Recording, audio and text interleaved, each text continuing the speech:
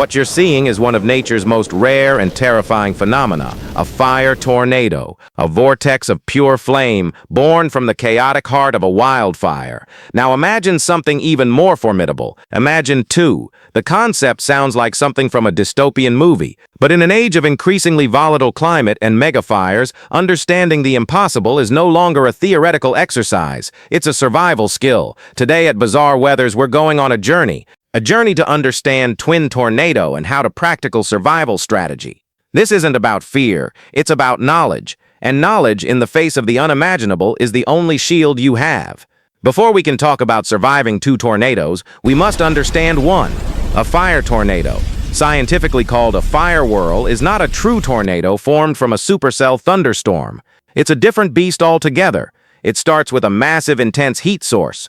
A wildfire so powerful it creates its own weather. The air above it heats up and rises with astonishing violence, creating a powerful updraft. When this rising column of superheated air encounters turbulent, shifting winds, often caused by the fire's own chaos or the surrounding landscape, it can begin to spin. This vortex tightens, sucking in burning debris, gases, and embers. It becomes a self-sustaining engine of destruction, a rotating column of fire that can be over 1,000 feet tall, with internal wind speeds exceeding 100 miles per hour.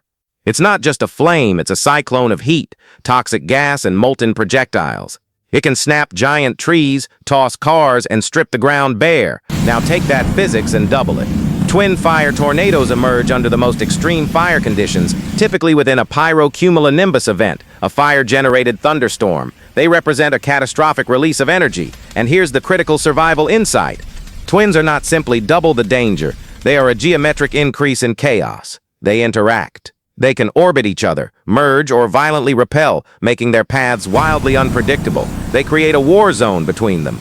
The wind shear in the zone separating them is nightmarish, with conflicting gusts that can tear structures apart. They create a vastly expanded kill zone. Evading one path of destruction is hard. Evading two requires a fundamentally different strategy. Let's be brutally clear. If you are close enough to see the details of twin fire tornadoes with your naked eye, your survival options have already narrowed dramatically. Your real survival campaign begins weeks, months, even years before this moment. First, situational awareness. If you live in or are traveling through wildfire country, you need multiple redundant alert systems, a phone with emergency alerts, a weather radio, and following local fire agencies on social media. Second, the go bag. This isn't a generic camping kit. This is a fire-specific survival system. Respirators, eye protection, fire-resistant blanket, a battery-powered AM/FM radio. Assume cell networks will fail. Water, a first aid kit, a flashlight, durable boots. Third, the mental map. You must know, right now, at least 2 evacuation routes out of your area. Here is the single most important rule in wildfire survival. Leave early. Do not wait for the twin tornadoes to form. If you are on foot or trapped, this is the worst-case scenario. Your priorities are brutal and simple. Your goal is not to outrun them, but to move laterally, aiming for the sector away from their interaction zone. If there is no defensible space, your options are horrific but clear. Avoid canyons and ridge tops. Look for a depression, a ditch, a culvert, a low spot. Lie face down. Cover yourself with the fire-resistant blanket, wool coat, or even loose earth. Get as low as possible.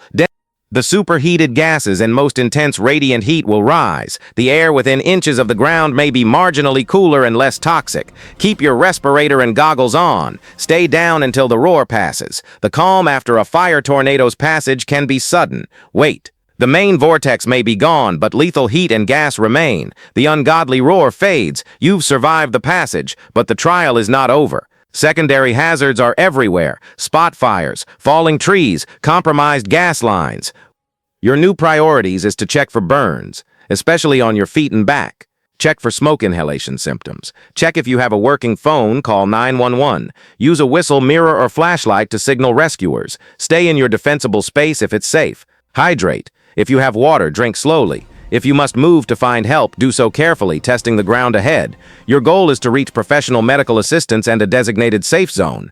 By watching this, by thinking through these steps, you have already given your brain a blueprint. You have increased your chances. The odds of ever facing twin fire tornadoes are thankfully astronomically low. But the principles we've discussed, preparation, situational awareness, decisive early action, and the will to survive apply to any catastrophic event, a flood, an earthquake, a single wildfire. In a world of increasing extremes, resilience is not just a quality, it's a practice. It's what we do today, so we might see tomorrow. Thank you for watching. Stay safe, stay prepared, and I'll see you in the next video.